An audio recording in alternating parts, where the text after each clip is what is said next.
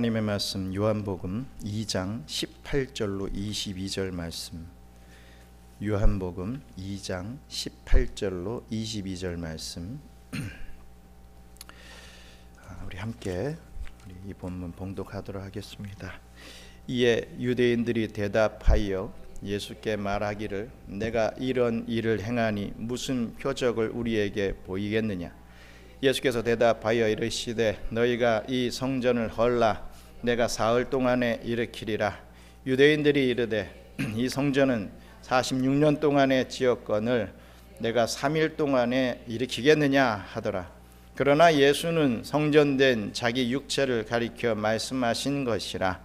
죽은 자 가운데서 살아나신 후에야 제자들이 이 말씀하신 것을 기억하고 성경과 예수께서 하신 말씀을 믿었더라. 아멘. 지난주 우리 수요일에 우리 성전을 정화시키시는 예수님에 대해서 우리가 말씀을 나누었습니다. 6월절에 우리 예수님께서는 예루살렘 성전에 올라가셨죠. 그런데 가셨는데 그 안에서 이 성전 안에서 장사하는 사람들을 발견하게 됩니다. 그것이 한둘이 아니라 너무 많은 거지요. 하나님을 위해서 예배드려야 할 그 장소가 이 사람들을 위하여 쓰임받게 되는 그러한 부분들을 보게 된 것입니다. 하나님의 유월절인데 이것이 이제는 형식적인 유대인의 유월절로 변질돼 버렸다라고 성경은 이 대서특필하고 있습니다. 하나님의 성전이어야 하는데 이제는 장사하는 사람들의 성전으로 변질되어 버린 것입니다. 예수님은 성전에서 이 종교 장사하는 자를 이 성전에서 내어 쫓으시고 이 각종 짐승들도 내어 쫓으셨습니다. 그러면서 내 아버지의 집을 장사하는 집으로 만들지 말아라 라고 경고의 말씀을 하셨죠. 이 모든 상황을 개혁하시는 우리 예수 그리스도의 모습을 우리가 지난주에 살펴보았습니다. 그리고 우리 하나님의 심판은 이 교회에서부터 시작이 된다라고 하는, 정말 어떻게 보면은 우리는 교회 안에 있으니까 안전해, 나는 괜찮을 거야, 나는 너희들과는 달라, 이렇게 우리가 좀 안일함이 있었는데 그게 아니라 우리부터가 정말 조심해야 되겠구나.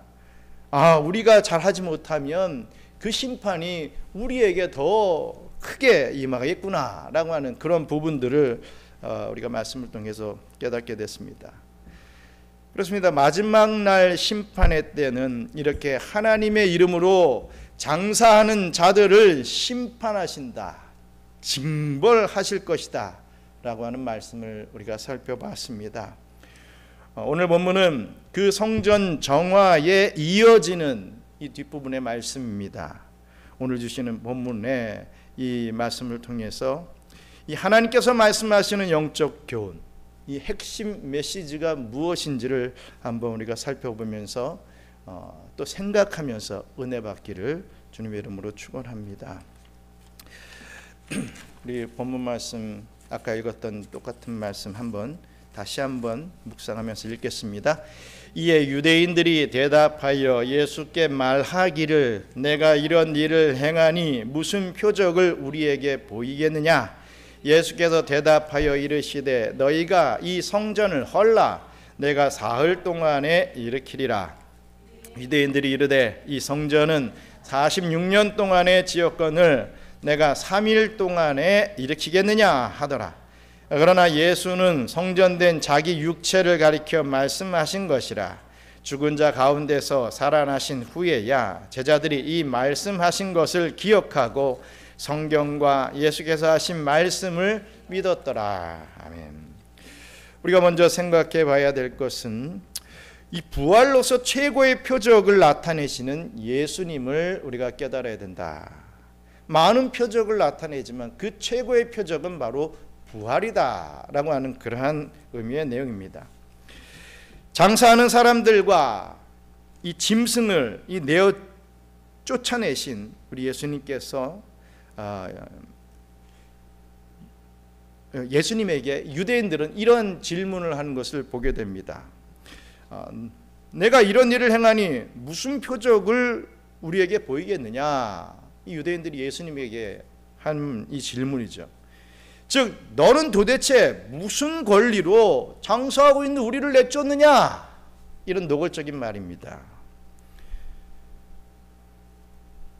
네가 무슨 하나님의 아들이라도 되는 것이냐? 무슨 권리가 있느냐 이거죠. 하나님의 아들이라도 된다면 우리에게 그 하나님의 아들 된 표적을 좀 보여라. 한번 보여봐라. 좀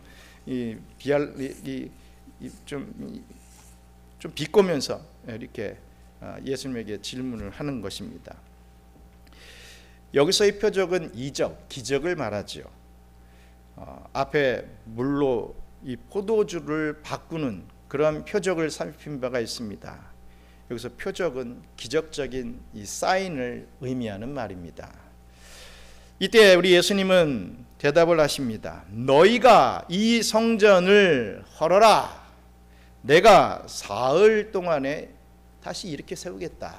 이런 말씀을 하십니다. 성전을 헐어버려라. 내가 3일 안에, 이 3일 만에 다시 일으키겠다. 이렇게 말씀하신 것입니다. 이 말에 사실 유대인들은 정말 어이가 없어 했을 것입니다. 어찌 보면 유대인들이 그렇게 반응하는 게 당연한 것이죠. 지극히 상식적인 그러한 모습이었습니다. 당황한 유대인들의 이 말을 우리가 한번 보겠습니다. 어떤 말을 했냐면 이 성전은 46년 동안 지었거늘 내가 3일 동안 일으키겠느냐 이렇게 말을 한 것이죠. 이 당시 이 성전은요 에돔 사람 헤롯 왕이 유대인들에게 그 환심을 얻기 위해서 짓고 있었던 그 성전이었습니다. 우리가 순서를 얘기하자면 세 번째 성전이죠. 세 번째. 첫 번째 성전이 어떤 성전입니까? 누가 진 성전이 첫 번째 성전일까요? 솔로몬이 진 성전이 첫 번째 성전입니다. 이 성전이 이 바벨론의 침략으로 무너져 버렸죠. 그러고 난 다음에 다시 이 수룹바벨을 중심으로 해서 성전을 건축을 합니다. 그게 두 번째 성전입니다. 그리고 이 헤롯 왕이 이 에돔 사람 헤롯 왕이 로마의 힘을 얻어가지고 왕이 된 이 돈을 주고 샀지요. 그래서 왕이 된 헤롯 왕이 이 유대인들의 환심을 얻기 위해서 민심을 얻기 위해서 성전을 지어준 것. 이게 바로 세 번째 지금 말하고 있는 성전인 것입니다. 이 세 번째 성전이라는 것입니다. 역사 기록에 의하면 주전 20년 전부터 짓기 시작하여서 예수님 당시까지도 아직 완공하지 못하고 계속해서 짓고 있는 그 성전을 얘기를 합니다. 그런데 이 성전을 헐어버리면 3일 만에 다시 짓겠다라고 하는 이 말은 유대인들로서는 도저히 이해할 수가 없었던 것입니다. 아니 46년 동안을 계속 짓고 있어도 아직 다 완공하지 못했는데 그걸 다 헐어버리면 3일 안에 내가 짓겠다? 예수님이 그렇게 얘기하신다. 그래 한번 해봐라 라고 무너뜨려 봐도 그래서 못하면 누가 이걸 물어냅니까? 도저히 있을 수 없는 얘기죠. 있을 수도 없고 있어서도 안 되는 그러한 이야기로 이 유대인들은 이해할 수밖에 없었던 것입니다. 여기서 본문 임칭 대명사 내가에 해당하는 헬라어 시는요, 이 강조된 표현으로서 너 따위가 이런 표현입니다. 너 따위가라고 해석하는 것이 좀 더 이 본문을 잘 드러내주는 표현일 것입니다. 즉 예수님을 조롱하며 무시하는 뉘앙스를 나타내면서 아니 46년 동안 지은 이 성전을 너 따위가 어떻게 다시 짓겠다는 말이냐 이런 말이죠. 성경은 항상 좀 이제 좀 부드럽고 또 뭔가 예의를 갖춘 듯한 그런 이 말을 구사하기 때문에 확확 다가오지 않을 때가 있습니다. 근데 너 따위가 어떻게 그럴 수 있느냐, 이런 어떤 비꼬는 듯한 그런 이 표현인 것을 우리가 알아야 할 것입니다. 그러나 예수님이 말씀하신 성전은 지금 이 헤롯 왕이 짓고 있는 이 46년 동안 짓고 있는 이 성전을 얘기한 게 아니었다는 것이죠. 예수님이 말씀하신 성전은 자기 육체를 두고 말씀하신 것을 우리는 깨달아야 할 것입니다. 그렇죠. 그러면 그렇죠. 어떻게 성전을 무너뜨린 다음에 3일 만에 그걸 어떻게 짓겠습니까? 이렇게 혹 생각하실 분들도 계실지 모르겠지만, 아니, 할 수 있죠. 예수님이 다 하실 수 있죠. 하실 수 있는데 지금 의미는 그 의미가 아니라는 것. 하실 수 없어가지고 내 몸을 이렇게 헤아봐라, 이렇게 육체적인 어떤 부분으로 얘기했다, 이런 거 아닙니다. 그걸 못하기 때문에 이렇게 얘기한 게 아니라 할 수 있습니다. 다 할 수 있으신데 지금 여기에서의 뜻은 내 몸을 헐라라고 하는 것을 그 포인트를 우리가 알아야 될 것입니다. 즉 예수님이 보여주실 표적은 자신의 이 죽음과 또 이어질 부활을 말씀하시는 거였다는 것입니다.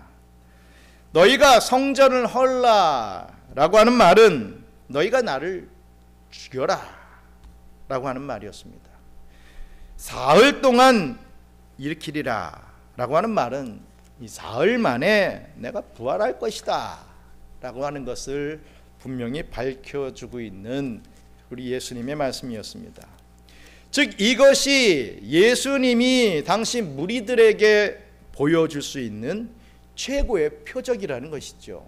너희가 표적을 보여주세요, 이적을 보여주세요 계속 그러는데 이 표적밖에 내가 보여줄 게 없다 이거죠. 이 표적이 최고라 이거죠. 더 이상 더 나은, 더 좋은, 더 위대한 표적은 없다라는 것을 밝히고 있습니다. 예수님은 이렇게 말씀하신 것입니다. 앞으로 내가 죽었다가 사흘 만에 부활하는 것을 너희가 볼 것인데 그것을 볼 때 내가 하나님이 보내신 하나님의 아들, 즉 그리스도인 줄을 너희가 믿어라 라고 말씀하신 것입니다. 그러니 이때는 아무도 이 말을 그러나 이때는 아무도 그 말을 알아듣지 못했습니다.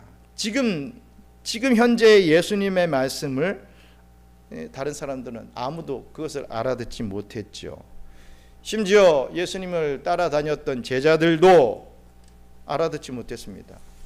나중에 가서야 예수님의 죽음과 부활을 제자들도 목도한 후에야, 그때서야 이 말씀을 떠올리면서 그때 하신 말씀이 이것이구나 이렇게 깨닫고 예수님을 믿게 되었던 것이죠.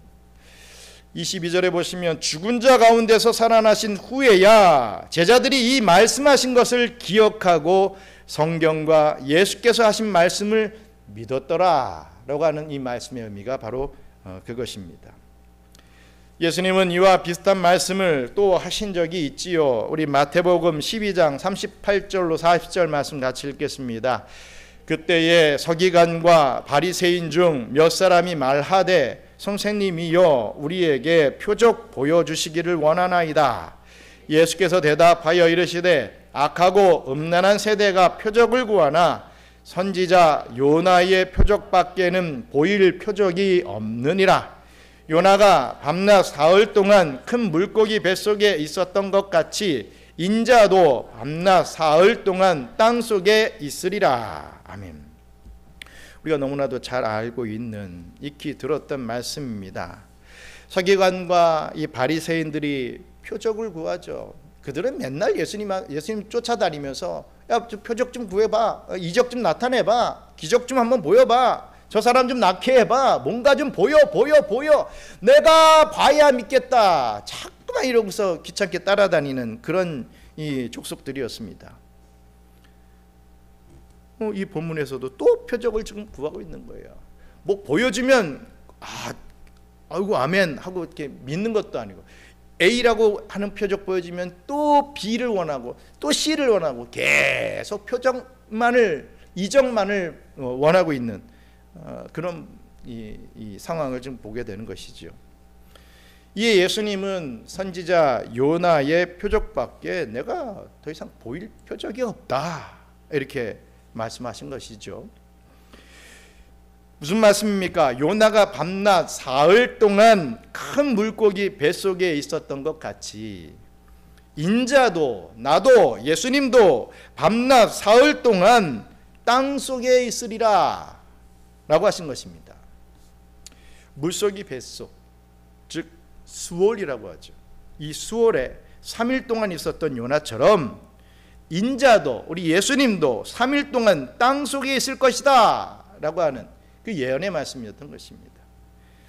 즉 그때도 보이실 표적이 바로 예수님의 죽음과 부활이었다는 것이지요. 사람들은 다른 것을 원합니다. 뭔가 자기에게 유익이 있고 뭔가 센세이션하고 막 이런 걸 원하지요. 하지만 예수님이 보여주실 최대의 이적은 바로 이 죽음과 이 부활, 이것이었다는 말씀입니다. 이 예수님의 이 부활이야말로 그렇습니다. 최고의 표적이었습니다. 우리는 자꾸 또 다른 표적을 구합니다. 내 삶 속에서 뭔가 특이하고 놀랍고 기적적인 그 어떤 것을 구할 때가 많다라는 것이죠. 그래야 하나님이 살아계신 것 같고, 그래야 하나님이 나를 사랑하는 것 같이 느껴집니다. 뭔가 좀 보이고 막 느껴지고 해야 하나님이 살아계시구나, 나를 사랑하고 계시구나. 그 반대가 되면 하나님이 죽으셨나? 나를 사랑하지 않으셨나? 이렇게 돼버린다 이거지요. 그러나 이렇게 표적을 구하는 것은 악하고 음란한 것이라고 분명히 말씀하고 있습니다. 우리는 예수님의 부활을 눈으로 보지 못했습니다. 여기 보신 분 계십니까? 없습니다. 우리는 없습니다. 하지만 우리는 살아계신 하나님의 말씀으로 그 부활을 보지요. 예수님이 육체적으로 부활하신 것을, 신령체로 부활하신 것을, 영광 중에 부활하신 것을 우리는 믿음의 눈으로 바라봅니다. 그 옛날 500여 형제들이 보았던 그 부활을 보았던, 그래서 목숨을 걸고 그 부활의 진리를 외쳤던 이 초대교회 성도들의 모습을 보면서 부활의 사실성을 오늘날의 우리는 똑같이 보고 있습니다. 이것이 우리가 볼 수 있는 이 최고의 또 불변의 또 영광스러운 표적이다라는 것, 우리가 분명히 믿어야 할 것입니다. 여러분, 세상 살면서 자꾸만 이적, 표적 이런 거 좋아하지 마십시오. 네, 정말 신앙 지금 50세를 좀 넘어가고 있지만 50평생 이적바라고 뭔가 신유바라고 이런 사람들 치고 내가 믿음 좋은 사람 못 봤습니다. 다 자기 나타내고 맨날 뭐가 조금 되면 온매 기사로 하고 뭐가 좀 안 되면 팍 깔아앉아 있고. 아닙니다. 절대로 우리가 이적을 가지고 예수님을 믿으면 나가는 게 아닙니다. 예수님이 보여주실 이적은 부활밖에 없습니다. 우리가 그 부활을 믿어야죠. 그리할 때 우리의 삶이 어떻게 변화가 되는지 우리가 체험해야 되지 않겠습니까? 마찬가지로 우리 예수님께서 우리에게 보여주실 수 있는 최고의 이적은 이 죽음과 부활밖에 없다는 것, 오늘날에 우리도 다시 한번 깨닫고 그 부활을 믿고 나도 예수님과 같이 마찬가지로 부활체로 영원히 저 천국에서 살 수 있다라고 하는 그 믿음 갖고 그 믿음 붙잡고 승리하며 살아가시는 여러분들 되시길 바랍니다. 우리 요한복음 2장 19절 말씀만 우리 함께 읽겠습니다. 예수께서 대답하여 이르시되 너희가 이 성전을 헐라 내가 사흘 동안에 일으키리라. 우리가 두 번째로 생각해 볼 것은 옛 성전을 헐고 새 성전을 세우시는 하나님을 깨닫게 됩니다. 우리 예수님을 깨닫게 됩니다. 이 말씀, 좀 전에 읽었던 요한복음 2장 19절의 이 말씀은 우리 좀 더 신학적으로 접근해야 됩니다. 신학적 고찰이 필요한 말씀이라는 것이죠. 그냥 액면 그대로 보면 안 되고 신학적인 그러한 소양을 가지고 바라봐야 됩니다. 왜 예수님은 자기 몸을 성전이라고 말씀하셨는가? 그 의문점을 가지고 우리가 접근할 수 있어야 됩니다. 구약에 여러분 성전을 보시면 우리 솔로몬 성전을 우리가 이렇게 말을 하고 있습니다. 열왕기상 8장 13절 말씀 함께 읽겠습니다. 내가 참으로 주를 위하여 계실 성전을 건축하였사오니 주께서 영원히 계실 처소로소이다 하고. 그렇습니다. 성전은요, 하나님이 계시는 곳, 즉 주님의 처소, 주님의 집이었습니다. 그런 개념이었죠. 그런데 우리 하나님의 그 대답을 한번 우리가 살펴보겠습니다. 열왕기상 9장 3절 말씀 같이 읽겠습니다. 여호와께서 그에게 이르시되 내 기도와 내가 내 앞에서 간구한 말을 내가 들었은즉 나는 내가 건축한 이 성전을 거룩하게 구별하여 내 이름을 영원히 그곳에 두며 내 눈길과 내 마음이 항상 거기에 있으리니. 아멘. 성전은 우리 하나님이 어떻게 말씀하십니까? 하나님의 마음이 항상 있는 곳이다 라고 했습니다. 즉 성전은 하나님의 임재가 있는 곳이다. 하나님이 이스라엘 백성과 함께하는 장소요, 공간이다 라는 것을 우리가 알게 됩니다. 그러나 여러분, 이 돌로 지은 성전은 한계가 있다는 것을 우리가 알아야 되죠. 솔로몬은 그것을 누구보다도 잘 알고 있었습니다. 그의 고백을 다시 한번 읽겠습니다. 열왕기상 8장 27절 같이 읽겠습니다. 하나님이 참으로 땅에 거하시리까 하늘과 하늘들의 하늘이라도 주를 용납하지 못하겠거든 하물며 내가 건축한 이 성전이오리까. 아멘. 초월하시는 하나님이 물리적인 공간에 갇혀 계실 수 없다라는 말씀이죠. 물론 우리의 바람은 이 성전에서 영원히 거하시고 성전에 영원히 임재하시고 하는 그것을 바람이 있지만, 초월하시는 하나님은 이러한 물리적인 공간에 그냥 갇혀 사실 뿐이 아니라는 그 내용을 말씀하고 있습니다. 우리 스데반의 설교에서도 이러한 내용들이 있습니다. 사도행전 7장 48절 같이 읽겠습니다. 그러나 지극히 높으신 이는 손으로 지으신 곳에 계시지 아니하시나니 선지자가 말한 바. 아멘. 즉 돌로 지은 성전은 하나님의 임재를 상징합니다. 맞습니다. 하나님의 임재를 상징하기는 하지요. 하지만 하나님을 다 담아낼 수 없는 불완전한 장소요, 공간이라는 것입니다.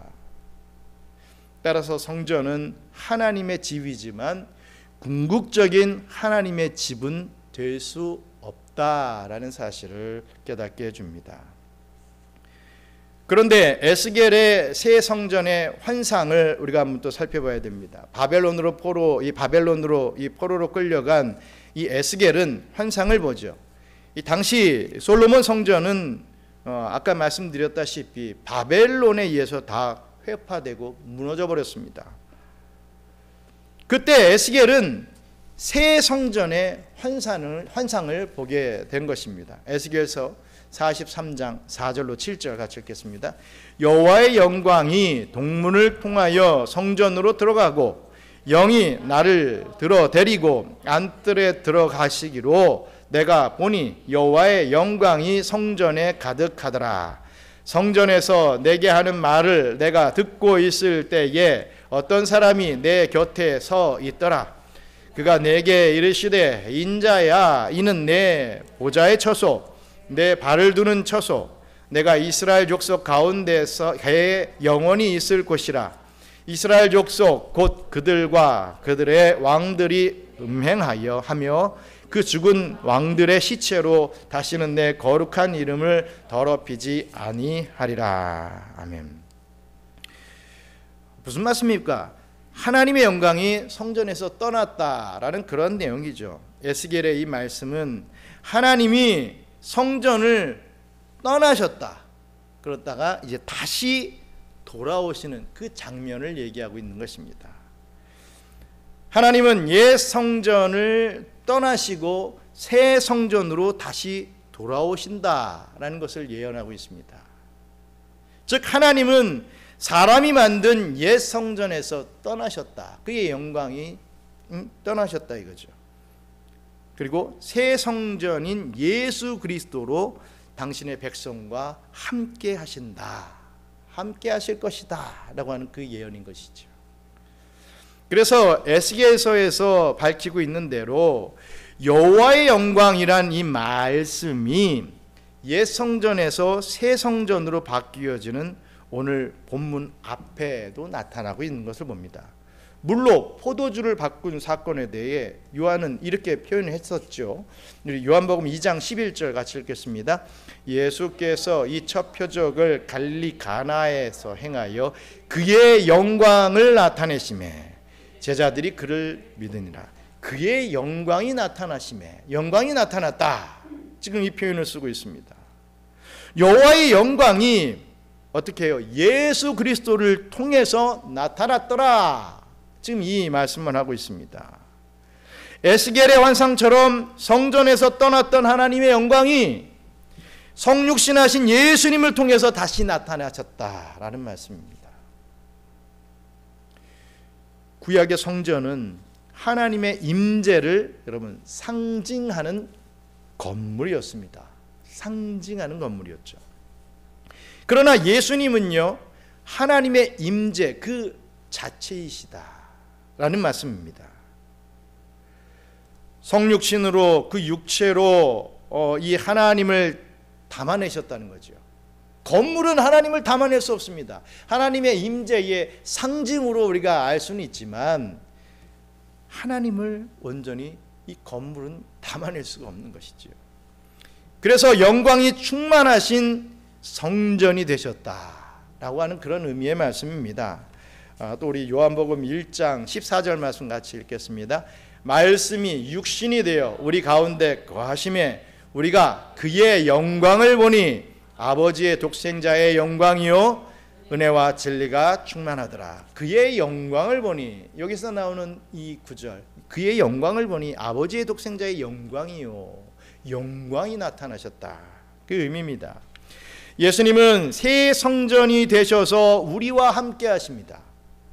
그러므로 구속사의 진전에 따라서 새 성전이 왔으니, 진짜 성전이 왔으니 옛 성전은 헐어버리라 고 하는 것이 맞는 이야기죠.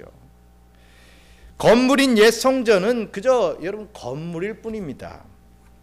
그래서 하나님은 AD 70년에 로마 티투스를 통해서 이 성전을 또 완전히 헐어버리시는 그 역사를 봅니다. 돌 위에 돌 하나 남지 않고 다 헐어버리시는 하나님의 역사를 보시죠. 그리고 성전 되신 예수님께서 우리와 연합하시고 그 몸은 하늘로 가셨지만 당신의 영이신 성령을 우리에게 부어주심으로써 이제 우리를 성전으로 삼아 주신 것입니다. 그래서 바울은 이러한 이 고백의 말씀을 합니다. 고린도전서 3장 16절 말씀 같이 읽겠습니다. 너희는 너희가 하나님의 성전인 것과 하나님의 성령이 너희 안에 계시는 것을 알지 못하느냐. 너희는 너희가 하나님의 성전인 것과, 이 엄청난 의미가 있는 것이지요. 하나님의 성령이 너희 안에 계시는 것, 정말 큰 은혜가 아닐 수 없습니다. 따라서 이 건물이 성전이 아니고 이 교회가 영원한 성전이다라는 말씀입니다. 그런데 이 교회를 우리 경양 선교교회 이 건물, 이게 교회, 옛날하고 똑같이 옛날의 성전, 지금은 이 건물 교회, 이것으로 우리가 이해하는 게 아니죠. 교회의 원래의 의미가 뭡니까? 두세 사람이 모여서 예배하는 공동체 그 자체가 교회입니다. 이 건물이 있다고 교회가 아니죠. 예? 그 예배 공동체, 지금 바로 우리가 성전이다 라고 하는 것이죠. 하나님을 예배하고 같이 말씀을 나누고 같이 교제하는 이 교회 공동체가 바로 우리가 성전이 되었다라고 하는 그러한 의미의 말씀을 하고 있는 것입니다.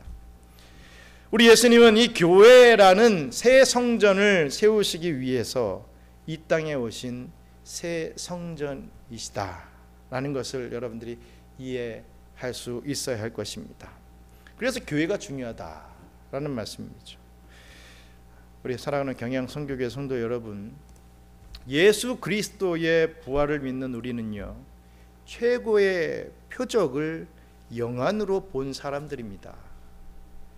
또 예수 그리스도의 부활을 믿는 우리에게는 우리 하나님께서 임재하셔서 우리를 성전 삼아 주시고 영원히 우리와 함께 해 주신다는 사실입니다. 예수님은 이 놀라운 선물을 주시고자 이 땅에 오셔서 새 성전을 세우셨던 것이죠. 그래서 예수님은 옛 성전을 헐라라고 하신 겁니다. 이제는 그 건물, 너희들이 막 상징만 하고 있는 그 건물, 그런 의미는 이제는 필요 없다. 왜? 내가 왔기 때문에. 온전한 성전, 완전한 성전, 새 성전인 내가 왔기 때문에 그 옛 성전을 헐어버려라 이겁니다. 이 성전 안에서 장사나 하고 있는 이런 성전은 필요 없다. 헐어버려라, 무너뜨려버려라 라고 하신 것이죠. 더 이상 하나님은 옛날 사람의 손으로 세워진 이 구약의 성전에 계시지 아니하신다라는 말씀입니다. 그 웅장하고 아름다운 성전에 계시지 아니하신다라는 말씀입니다. 우리 하나님은요, 지금 우리의 모임 중에 계신다라는 것을 믿으시길 바랍니다. 지금 우리의 모임이 비록 작고 초라해도 지금 이곳에 우리와 하나님께서 함께 하고 계심을 믿으시기 바랍니다. 우리는 두세 사람이 모이는 그 모임보다 좀 크죠. 예? 우리 많지는 않지만 우리 안에 우리 중에 우리 하나님께서 임재하고 계시다라는 것을 우리가 항상 느껴야 됩니다. 그래서 제가 항상 말씀을 드리는 게 우리의 예배 중에 예배 이 자체가 축복이다라고 하는 그게 겁니다. 좀 예배 좀 나오세요. 수요 예배도 좀 나오십시오. 무슨 바쁜 일 있습니까? 수요 예배 좀 나와야 되지 않겠습니까? 아유, 새벽도 좀 나오십시오. 해봤습니다. 많이 해봤죠. 그런데 정말 그렇게 해서 억지로 나오는, 물론 그래서 또 은혜 받을 수도 있죠. 하지만 제가 원하는 것은 예배의 자리가 물론 인간적으로 지겨울 수도 있고 알아듣지 못해가지고 힘들 수도 있습니다. 제가 참 놀랄 때가 많은 것이 우리 아이들 또 우리 성도들 세례 학습 이런 교육을 시킬 때 정말 놀랍니다. 하나님과 하느님을 구별 못할 거의 허다하고요. 이번에도 지금 입교육을 하고 있는데 너무 몰라요. 너무 예배의 자리에서 듣기는 많이 들었는데 연결을 못 시키고 참 이거 어디서부터 어떻게 가르쳐야 될지 참 좀 걱정되는 경우들이 많이 있습니다. 하지만 그러면서 다시금 정립을 하면서 그 교리와 이런 부분들을 배웠을 때 그 성도가 그 아이들이 바뀌는 것을 또 많이 체험을 합니다. 여러분 참 우리가 참 중요합니다. 예배의 자리 우리가 나오는 그 자체 이 축복의 자리를 우리가 지킬 수 있어야 된다고 하는 그것을 다시 한번 저희 여러분들이 좀 깨달을 수 있어야 될 것입니다. 정말 우리 하나님께서 그 두세 사람이 모인 그 모임 중에 임하시고 영광을 드러내신다라고 하는 그 음성을 우리가 다시 한번 이 마음속에 두고 자꾸 우리가 하나님 앞으로 나아갈 수 있는 그런 은혜가 계속되어야 될 것이라고 믿습니다. 우리 예수님은요 이렇게 말씀하셨습니다. 아까 얘기했던 그대로입니다. 우리 마태복음 18장 20절 같이 읽겠습니다. 두세 사람이 내 이름으로 모인 곳에는 나도 그들 중에 있느니라. 이 말씀 꼭 기억하시기 바랍니다. 너희의 모임 중에 내가 있다. 우리 하나님을 체험하기 위해서는 우리가 이 모임 중에 우리가 함께 해야 된다. 그것을 분명히 믿어야 될 것입니다. 또 마태복음 28장 20절 같이 읽겠습니다. 내가 너희에게 분부한 모든 것을 가르쳐 지키게 하라. 볼지어다 내가 세상 끝날까지 너희와 항상 함께 있으리라 하시니라. 아멘. 항상 함께 있을 것이다 라고 분명하게 말씀해 주십니다. 우리 주님은 보이지 않는 성전, 우리의 이 모임, 우리의 이 예배 가운데 우리 끝날까지 함께 해 주신다고 분명히 말씀하십니다. 이 주님의 몸된 교회를, 이 새로운 성전을 통해 주님의 임재와 임마누엘의 은총을 충만히 누리게 되시는 저와 우리 경양의 성도님들 되시기를 주님의 이름으로 축원합니다. 우리 기도하고 주기도문으로 마치도록 하겠습니다. 그렇습니다. 여러분, 뭐 화려한 것, 대단한 것, 이채롭고 뭔가 이렇게 감각적으로 뭔가 척척척 느껴지는 그런 거 너무 좋아하지 마십시오. 항상 별식을 좋아하시는 분들이 건강하지가 않습니다. 주식을 좋아해야 됩니다. 항상 꾸준한 것, 꾸준한 게 여러분 복된 것이고 진실된 겁니다. 이적, 신유, 그런 것 따라다니면 정신이 없습니다. 어느 순간 내가 하나님이 되어버리고 있어요. 그 하나님이 되어버린 자의 그 밑에서 나름 수종자가 돼가지고 쫓아가고 있습니다. 그게 더 앞으로 나가면 요즘 또 TV에서 방영되고 있는 그런 이단들로 우리가 빠지는 건 아니겠습니까? 여러분, 항상 꾸준하고 진중하고 진실된 것, 그것을 붙잡을 수 있는 저와 여러분들 되게 해달라고 좀 기도하시기 바랍니다. 뭔가가 생기고 뭔가가 유익이 있고 그런 거 쫓아다니는 것이 아니라 정말 예수 안에 내가 함께 있다, 주님의 임재를 내가 체험한다, 주님의 부활을 내가 분명히 믿고 나도 부활할 것이다 라는 것을 믿는 그런 삶을 온전히 살아갈 때 우리 하나님께서 우리에게 정말 크고 놀라우신 은혜를 베풀어 주실 줄 믿습니다. 우리 그러한 은혜의 삶, 신앙의 삶 살 수 있게 해달라고, 또 우리뿐만 아니라 다른 사람들도 그러한 삶을 살아나갈 수 있는, 우리와 함께 그런 멤버가 될 수 있는 은혜 베풀어 달라고 함께 기도하겠습니다. 감사합니다. 하나님, 아버지 하나님, 우리 경양 선교 교회 이 모임 중에 우리 주님께서 임재하여 주시고 영광을 나타내 주신다는 것을 믿게 하여 주시니 감사합니다. 아버지 하나님, 이 교회를 세우시고 이 교회를 고쳐주시고 이 교회를 통하여서 하나님께서 많은 역사를 행해 주실 것을 믿습니다.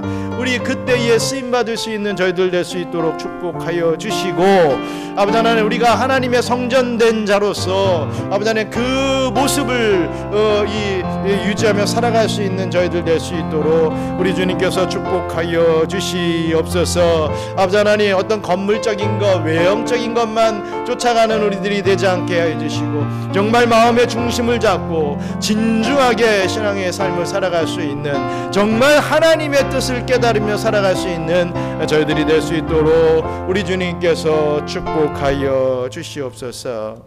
감사합니다. 하나님, 이 예배 자리에 모인 자들이 정말 진정한 하나님의 백성이고 하나님을 체험하는 그러한 하나님의 백성임을 믿습니다. 아버지 하나님, 많은 사람들이 바쁩니다. 세상에서 일 저 일 하면서 너무너무 바쁘죠. 아니, 바쁘지 않아도 예배 자리를 생각만 하면 나는 바빠야 된다라고 자연적으로 이 메커니즘이 돌아가는 그러한 또 성도들이 참 많이 있습니다. 우리에게 죄성이 있기 때문에 예배를 멀리 하려고 하는 것 어떻게 보면 당연한 일이지만, 그럼에도 불구하고 우리 성령님께서 저희들을 붙잡아 주시고 주님의 성전인 이 교회에 나와서 우리가 두세 사람이 함께 모여 예배 드릴 수 있게 하여 주신 것 감사합니다.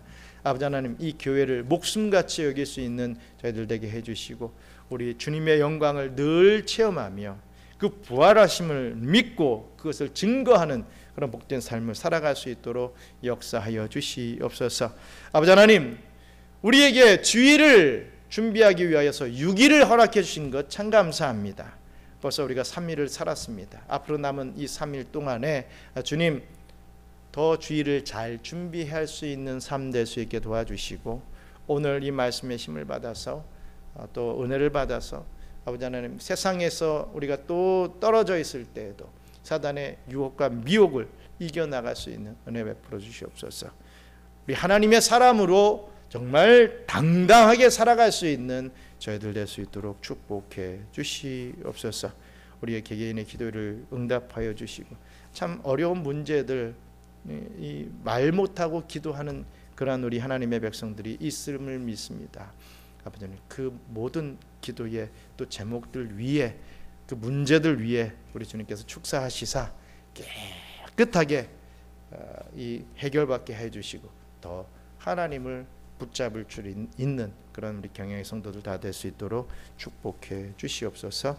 감사를 드리며 모든 말씀 예수님 이름으로 기도드리옵나이다. 아멘. 주기도문으로 마치겠습니다. 하늘에 계신 우리 아버지여, 이름이 거룩히 여김을 받으시오며 나라가 임하시오며 뜻이 하늘에서 이룬 것 같이 땅에서도 이루어지이다. 오늘날 우리에게 일용할 양식을 주옵시고, 우리가 우리에게 죄 지은 자를 사하여 준 것 같이 우리 죄를 사하여 주옵시고, 우리를 시험에 들게 하지 마옵시고 다만 악에서 구하옵소서. 나라와 권세와 영광이 아버지께 영원히 있사옵나이다. 아멘.